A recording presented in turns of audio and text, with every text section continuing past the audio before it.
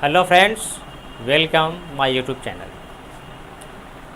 आज हम लोग देखेंगे एफ और आर में क्या रिलेशन है, मतलब फोकस दूरी और वक्रता त्रिज्या में संबंध स्थापित करेंगे, अवतल दर्पण में भी और उत्तल दर्पण में भी।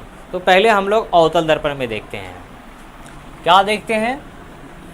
एफ बराबर r/2 या r बराबर 2f, ये लिखें या फिर ये लिखें। तो सबसे पहले इसको हम लोग देखते हैं अवतल दर्पण में ये कैसे बनेगा।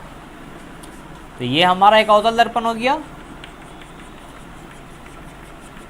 और ये हमारा मेन एक्सिस, ये पोल हो गए, ये फोकस हो गए और ये सेंटर ऑफ कर्वेचर। अब मुख्य अक्ष मेन एक्सिस के समांतर कोई प्रकाश की किरणें आएगी और दर्पण से इसका परावर्तन होगा। परावर्तन के बाद ये किरणें फोकस होकर ही सीधी निकल जाएगी और ये इसका नॉर्मल मतलब अभिलंब ये इसका हो जाएगा, जो वक्रता केंद्र के लिए जाएगा। यहाँ पे एक कोण ये बना, एक कोण ये बना।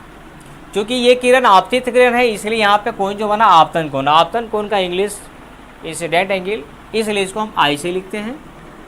परावर्तन कोण रिफ्लेक्टेड या एंगल ऑफ रिफ्लेक्शन, तो इसको हम लोग आर से लिखते हैं।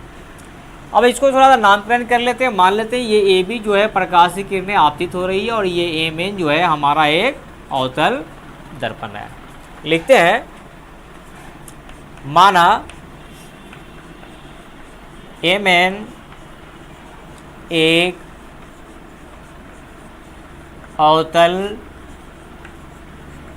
दर्पण है। आपतित किरण ये भी दर्पण से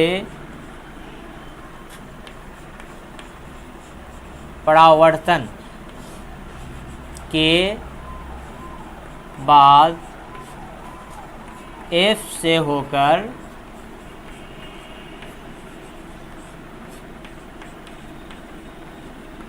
गुजरती है। इसके अलावा भी और लिख सकते हैं कि ये P दर्पण का ये ध्रुव है, ये फोकस है, C सेंटर ऑफ कर्वेचर मतलब वक्रता त्रिज्या, वो भी इसमें ऐड कर सकते हैं। हम लोगों ने पिछले क्लास में पढ़ा था परावर्तन के नियम। परावर्तन के नियम में पहले दूसरा नियम क्या था? आपतन कोण परावर्तन कोण के बराबर होता है। क्या था? आपतन कोण परावर्तन कोण के। तो यहाँ पे हम लिखेंगे परावर्तन के नियम से क्या लिखेंगे? आपतन कोण बराबर परावर्तन कोण, मतलब I = R। आई कहाँ है फिगर में देखेंगे? ए बी सी, तो ये हो गया एंगल हमारा ए बी सी। आर कहाँ है हमारा? सी बी एफ, तो ये हमारा एंगल क्या हो गया? C B F. इसको हम मान लेते हैं इक्वेशन 1। अब इसमें देखते हैं, चूंकि ये ए बी जो है वह सी पी के समांतर है ना। चूंकि ए बी समांतर सी पी और ये जो है बी सी उनसे मिलती है, बी सी उनसे मिलती है। जब बी सी मिल रही है तो हम लोग जानते हैं कि जब दो रेखाएं एक दूसरे के समानांतर होती है और तीसरी रेखा उससे मिलती है तो उस तीसरी रेखा के अगल बगल के जो कोण होते हैं ये दोनों कोण आपस में बराबर होते हैं, जिसको बोलते हैं हम लोग एकांतर कोण। मतलब ये कोण जो है वो इस कोण के बराबर होंगे एकांतर कोण से। तो यहाँ पे हम लोग लिखते हैं ये कौन सा कोण हमारा है? Angle A B C. A B C ये इक्वल हो जाएंगे एंगल बी सी एफ के, एंगल बी सी एफ के। ये हमारा इक्वेशन 2। अब लिखते हैं समीकरण 1 और 2 से। अब समीकरण 1 और 2 में देखा जाए, यहाँ दोनों का LHS, यहाँ भी ABC, यहाँ भी ABC, मतलब दोनों का LHS बराबर है, तो दोनों के RHS भी क्या होंगे, आपस में बराबर होंगे। मतलब हमारा कोण CBF जो है, CBF जो है वो बराबर होंगे कोण BCF। अब हम यहाँ इस चीज़ को इस फिगर में देखते हैं, इस चीज़ को हम यहाँ फिगर में देखते हैं। BCF यहाँ है और CBF यहाँ है, मतलब ये दोनों कोण एंगल, मतलब इस ट्रायंगल में ये दोनों कोण आपस में बराबर है। मतलब ये त्रिभुज जो हो जाएगा यहाँ पे, त्रिभुज BCF ये कैसा हो जाएगा, समद्विबाहु हो जाएगा, समद्विबाहु त्रिभुज है। जब ये समद्विबाहु त्रिभुज है तो इसका ये दोनों भुजा आपस में बराबर होगा, है ना। मतलब CF जो बराबर होगा वो BF के, ये हो गया हमारा समीकरण 3। यदि बिंदु B P के निकट हो तो B बिंदु कहाँ पे हो, अगर ये AB जो आपतित किरण है वो CP की दिशा में होता तो ये B बिंदु अगर P के नज़दीक होता तो ये BF और ये PF आपस में बराबर हो जाता। मतलब PF बराबर BF। समीकरण 4, समीकरण 3 और 4 से क्या देखेंगे, दोनों का RHS बराबर, इसलिए दोनों का LHS भी क्या होगा, आपस में बराबर। मतलब PF बराबर BF। अब PF क्या है, PF ध्रुव से फोकस की दूरी, ध्रुव से फोकस की दूरी को क्या बोलते हैं, फोकस दूरी। और फोकस दूरी का इंग्लिश होता है फोकल लेंथ, तो उसको स्मॉल लेंथ से डिनोट करते हैं। मतलब ये हो गया हमारा F और BF, है ना। और यहाँ पे हमारा हो जाएगा ये CF हो जाएगा, सॉरी। तो ये CF जो है, CF ये क्या है, तो चूंकि ये और ये आपस में बराबर होते हैं, ये और ये आपस में बराबर होते हैं, तो ये CF जो है वो AP के बराबर हो गया। मतलब ये CF ये पूरे का आधा हो जाएगा। मतलब CF जो हो जाएगा हमारा PC/2 हो जाएगा। अब और आगे देखते हैं यहाँ पे F = PC, ध्रुव और वक्रता केंद्र के बीच की दूरी को हम क्या बोलते हैं, वक्रता त्रिज्या, और उसको स्मॉल r से लिखते हैं। मतलब ये हमारा जो सिद्ध करना था F बराबर r/2 आ गया। और इसको हम अगर क्रॉस गुना कर देंगे तो यहाँ r बराबर हो जाएंगे 2f। तो ये हम लोगों ने देखा कि अवतल दर्पण में F बराबर r/2 या r बराबर 2f कैसे दिखाएंगे। इस चीज़ को उत्तल दर्पण में कैसे दिखाएंगे, तो यहाँ हम देखते हैं उत्तल दर्पण में। उत्तल दर्पण में यहाँ पे ये हमारा एक उत्तल दर्पण हो गया और ये हमारा P हो गया, यहाँ पे ये F हो गया और यहाँ पे ये C हो गया। ये प्रकाश की किरणें आपतित हुई और ये परावर्तित हो गई। ये किरणें पीछे की ओर देखेगा, ऐसा लगा F की तरफ जा रहा है, यहीं से एक किरणें जो है वो जाएगी C के लिए और इसको आगे हम बढ़ा देंगे तो यहाँ पे ये बन जाएगा। अब यहाँ पे ये कोण जो होंगे आपस में कैसे हो जाएंगे, बराबर। यहाँ पे नाम कर लेते हैं हम, ये इसको A कर लेते हैं, ये हमारा B हो गया, C यहाँ तो यहाँ पे D हो गया और यहाँ पे ये E हो गया। और MN हमारा क्या हो गया, एक दर्पण हो गया। लिखेंगे माना MN एक उत्तल दर्पण है। आपतित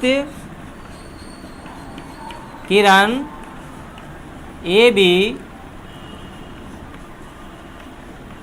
परावर्तन के बाद F से होकर गुजरती प्रतीत होती है। यहां भी सेम प्रोसेस अपनाएंगे परावर्तन के नियम के अनुसार। परावर्तन के नियमानुसार या परावर्तन के नियम से क्या हो जाएंगे, यहां भी I बराबर R।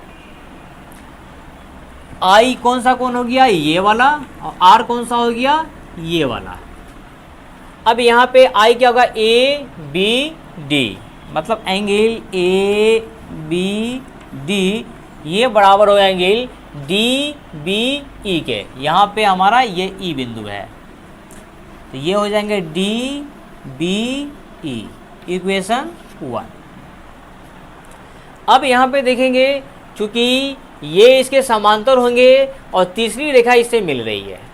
जब तीसरी रेखा मिल रही है तो ये कोण इस कोण के बराबर हो जाएंगे आपस में। किस कोण के, इस कोण के आपस में बराबर हो जाएंगे। यहाँ पे हम लिखेंगे AB समांतर PC, है ना, इसलिए एंगल ABD, एंगल ABD ये बराबर हो जाएगा एंगल BCF के। किसके, एंगल BCF के। ये हो गया हमारा समीकरण 2। अब समीकरण 1 और 2 में क्या देखते हैं, यहाँ भी ABD, यहाँ भी ABD, मतलब ये दोनों आपस में बराबर होंगे। जब LHS बराबर तो RHS भी क्या होंगे, बराबर होंगे। मतलब यहाँ हम लिखेंगे समीकरण 1 और 2 से हमारा एक कोण हो गया DBE बराबर कोण यहाँ हो जाएंगे BCF। ये हमारे इक्वेशन 3 हो गया। अब देखते हैं, क्योंकि जब दो रेखा एक दूसरे को क्रॉस करती है इस हिसाब से, तो आमने सामने का कोण बराबर होता है, जिसको बोलते हैं सम्मुख कोण। क्या बोलते हैं, सम्मुख कोण। तो इस हिसाब से हम यहाँ पे देखते हैं कि हमारा एंगल DBE जो है वो बराबर किससे हो जाएगा, एंगल CBF के। CBF के, ये हमारा समीकरण 4। अब यहाँ देखेंगे समीकरण 3 और 4 से, 3, 4 में भी देखेंगे कि दोनों का LHS बराबर, तो RHS कैसे होंगे, बराबर होंगे। मतलब एंगल BCF बराबर हो जाएंगे एंगल CBF के। अब ये दोनों इस त्रिभुज में, मतलब यहाँ पे ये कोण और ये कोण, तो फिर ये त्रिएंगल कैसे त्रिभुज जो होगा वो कैसा हो जाएगा, समद्विबाहु त्रिभुज हो जाएगा। मतलब इसलिए त्रिभुज BCF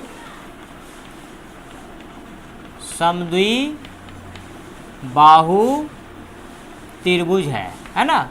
जब समद्विबाहु है तो फिर इसका ये भुजा इस भुजा के बराबर हो जाएगा। मतलब BF बराबर हो जाएंगे यहाँ पे FC।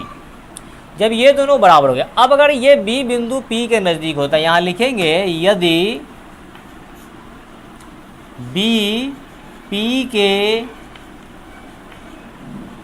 निकट हो तो ये BF और PF आपस में बराबर होता है। क्या होता, BF बराबर हो जाता PF।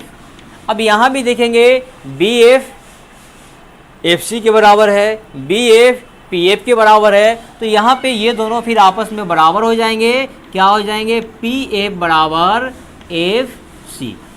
अब PF क्या है, तो ध्रुव और फोकस के बीच की दूरी फोकल लेंथ होता है। लेकिन FC क्या नहीं पता, लेकिन ये मालूम है कि जितना ये होता है उतना ये होता है। मतलब ये जो होगा वो PC का आधा होगा। तो यहाँ पे हम क्या लिखेंगे, PF बराबर PC/2। अब यहाँ से हम देखेंगे PF क्या है, P और F focal length, small f से इसको लिखते हैं, इसलिए हम यहाँ पे स्मॉल f लिखेंगे। PC क्या है, पोल और सेंटर ऑफ कर्वेचर, मतलब ध्रुव और वक्रता केंद्र, इसके बीच की दूरी क्या बोलते हैं, वक्रता त्रिज्या। इसको स्मॉल r से डिनोट करते हैं, इसलिए यहाँ पे हम लिखेंगे स्मॉल r/2। ये जो हमको लाना था वो आ चुका। अगर हम यहाँ क्रॉस गुना करते हैं तो ये फिर हो जाता r बराबर 2s। तो दोस्तों हम लोगों ने क्या देखा, a बराबर r/2 अवतल दर्पण में कैसे उसको संबंध स्थापित करेंगे और उत्तल दर्पण में कैसे उसका संबंध स्थापित करेंगे। हमारा वीडियो पसंद आया हो तो लाइक करें, सब्सक्राइब करें, ज़्यादा से ज़्यादा शेयर करें। फिर मिलते हैं अगले वीडियो में।